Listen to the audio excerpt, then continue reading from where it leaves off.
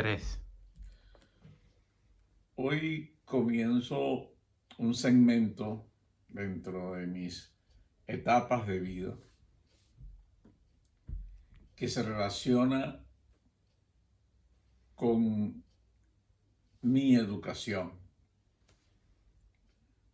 Como dijera Karl Marx, educarme para ser libre. Ese es el segmento grande que comienzo hoy. Y por supuesto, debo referirme a este en particular, que lo voy a dedicar a mis primeras letras. Mis primeras letras las empecé a asimilar, a aprender en la quizás única escuelita que había en ese pueblo de Mendoza Fría. Y esa escuelita se llamaba el Padre Rosario. En honor a un sacerdote que había nacido cerca de una parroquia de Mendoza y que tuvo una tremenda figuración dentro del pueblo, puesto que hasta construyó el templo de Mendoza Fría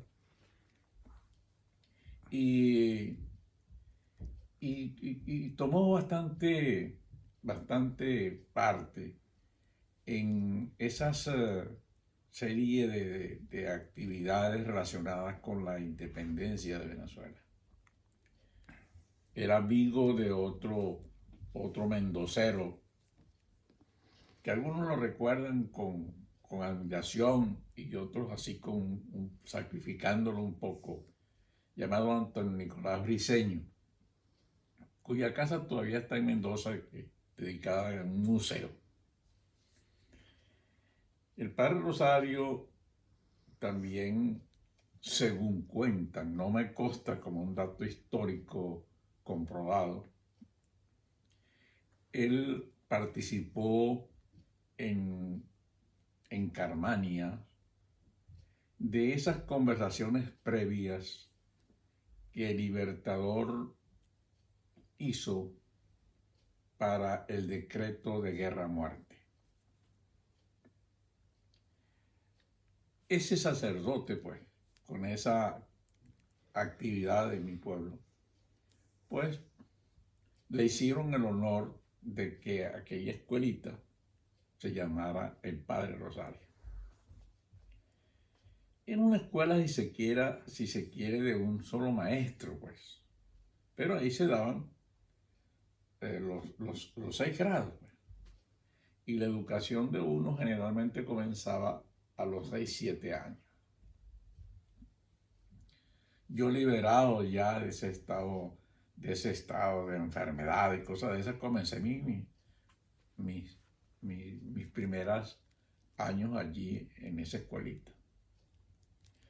Era una escuela que yo recuerdo que para uno era una gran cosa. Y el sistema que usaba para enseñarlo a uno descansaba en 2 grandes instrumentos. El instrumento de la memoria y el instrumento de la palmeta. Mejor dicho, no eran instrumentos, sino sistemas.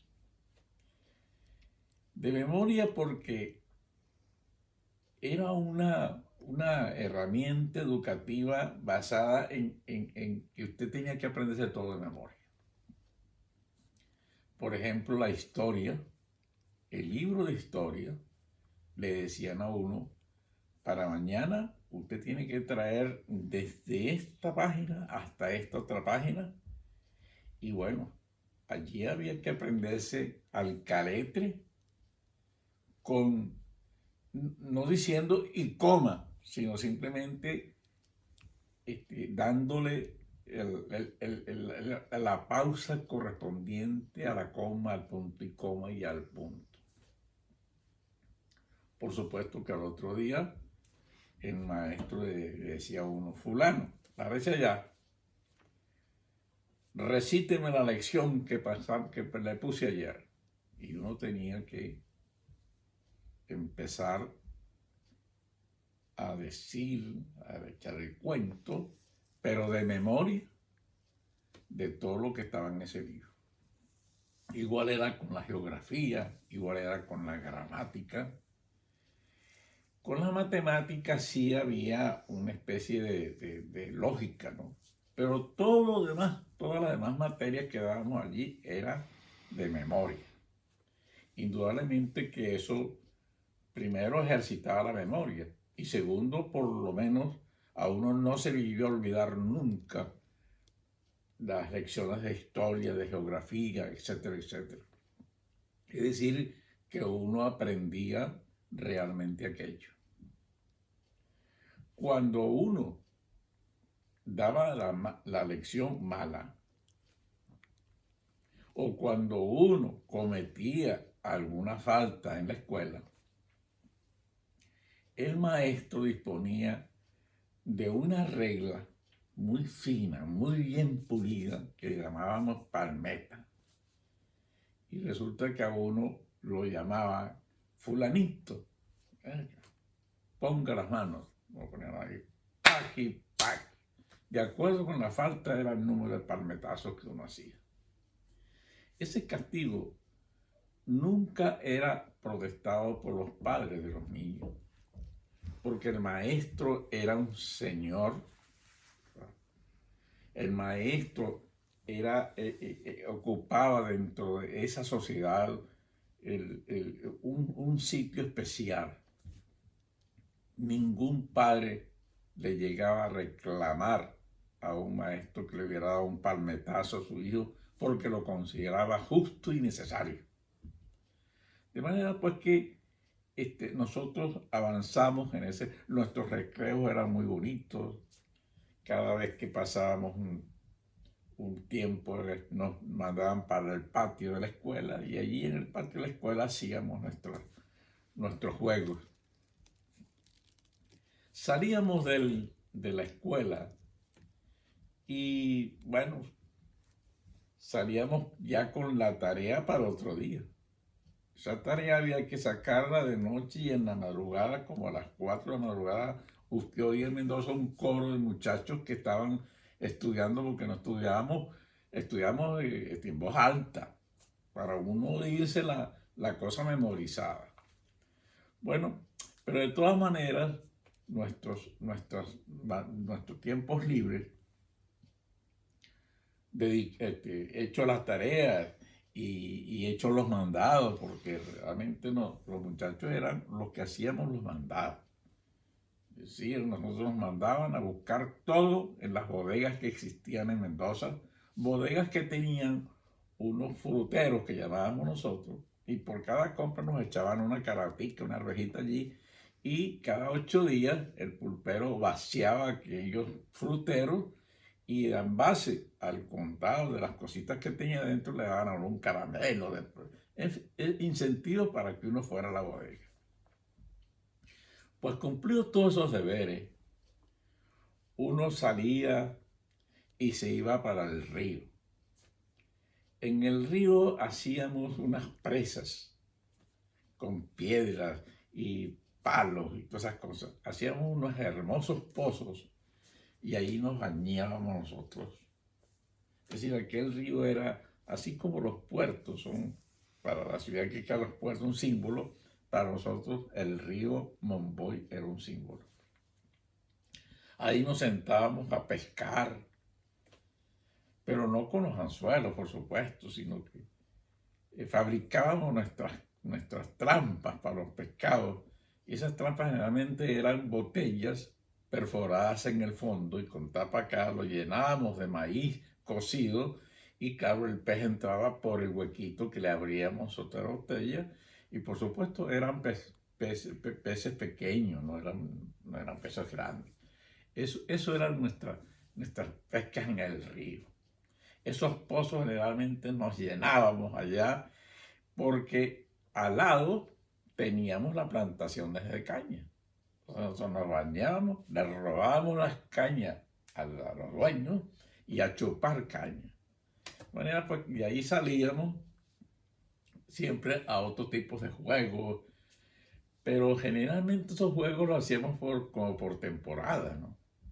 Había temporada de las metras, nosotros éramos unos grandes jugadores de metras. También jugábamos a los trompos. Los trompos eran generalmente en Semana Santa y eran trompos hechos allí en Mendoza. Mi padre era un gran constructor de trompos. En mi casa había dos plantas, la planta al lado ¿cómo se llama? Al lado bueno, a la misma altura de la calzada estaba un piso y luego venía otro piso que daba mi padre. En el piso de arriba montó un torno elaborado a base de una máquina Singer, y ese torno era alimentado por una rueda que nosotros entonces tratábamos de andar, y mi padre con sus formones agarraba y hacía los trompos. Los trompos los pintaba con anilina y agarrábamos aquellos trompos y los poníamos en la puerta de la calle para que los niños, creo que el precio era como de $1,5, que era el valor de aquella moneda. Por supuesto que esos trompos iban destinados a unas calzadas de tierra y de piedra. Y entonces, para que nos durara más, nosotros inventamos o practicamos el trompo a la uña. Es decir, en vez de que el trompo llegara al suelo y se fregara todo con las piedras y cosas, simplemente agarramos el trompo, lo agarramos aquí y así continuamos nuestro recorrido por todas las calles de Mendoza. En la noche a veces jugábamos al autobús, y el autobús no era otra cosa que un tremendo mecate, ¿verdad? Donde alguien se metía adentro y nosotros el resto nos metíamos y empezábamos para arriba. ¿Para dónde vas? Que voy para la Pueblita, que voy para esto, que voy para acá. Es decir, eran juegos sanos. También practicábamos un practicábamos un entretenimiento que era el de los papagayos. Nosotros llamábamos volantines. Y fabricábamos unas buenas cometas, unos buenos volantines, porque indudablemente teníamos la materia prima principal, que era para hacer la estructura del papagayo, teníamos la vera de la caña. La vera de la caña, entonces la cortábamos, hacíamos la estructura y el papel lo pegábamos no con el pegador, sino una especie de engrudo salido de una fruta de tula. Esa era la pega con que nosotros hacíamos aquello. Y había un cerrito pequeño dentro del Cerro La Guaira, donde había una cruz, y allá nos encontramos a volar nuestros papagayos. De manera pues que eran juegos muy bonitos, pero no solamente nos quedábamos en esos juegos, no, había unos juegos digamos, de una escala superior, porque éramos como unos soñadores, pero influenciados por lo que estaba pasando, las guerras y cosas de esas. Y nosotros entonces hacíamos verdaderas maquetas de ciudades, ¿verdad? Y inventábamos nuestra propia guerra, que este es Berlín, que este es Londres, que este es París, que este es Madrid, en fin. Y cada quien tenía sus cosas, ¿no? Esas ciudades eran muy bonitas porque las hacíamos, eran con recortes de periódicos, de edificios y de casas, y en palitos, y hacíamos nuestras calles. Las calles esas las iluminábamos de una forma muy interesante. Agarrábamos los cables, los desmenuzábamos con sus hilitos de cobre, y esos hilitos de cobre los poníamos sobre postecitos de madera, y en cada postecito poníamos los zócates. Pero los zócates eran hechos de bambú, que le poníamos un resortico y allí metíamos un foquito. Y ese foquito, entonces, a través de esa línea, la llevábamos a una pila con dos cablitos. Y entonces era hermoso de noche cuando nosotros iluminábamos nuestras ciudades. Bueno, fíjense ustedes que entonces cuando íbamos a hacer las paces, pues entonces se sentaban los representantes de cada cosa a discutir cosas de niños. Y sin embargo, desde allí ya se veía la vocación. Generalmente los que parlamentaban llegaron a ser unos troncos abogados. Los que se hacían las conexiones de luz llegaron a ser tremendos ingenieros electricistas. Los que hacían los cañoncitos y que para defender las ciudades, tremendos ingenieros electromecánicos. De manera pues que ya allí se evidenciaba como la vocación de cada quien.